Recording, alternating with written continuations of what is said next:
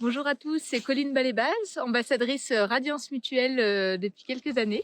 Et aujourd'hui, on va un peu parler de comment préparer une journée de ski, comment bien s'échauffer et aussi comment récupérer d'une journée de ski. Alors, la première partie, la préparation et l'échauffement.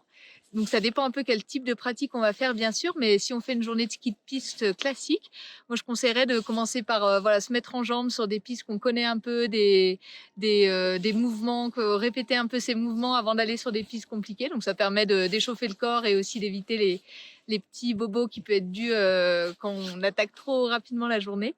Et pour une journée plus de randonnée ou de freeride en hors-piste, évidemment, il y a toute la préparation un peu sécurité à faire en amont, de regarder les conditions, la météo, préparer bien son matériel. Et après, pendant la sortie, pareil, commencer par des choses un peu faciles pour soi et se mettre en jambes et monter en grade progressivement.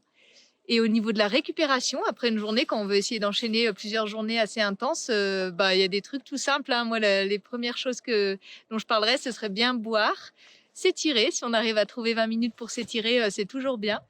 Et, euh, et essayer de bien dormir. Donc ça, c'est un peu les trucs basiques, mais quand il faut enchaîner plusieurs journées, c'est quand même un peu des points clés.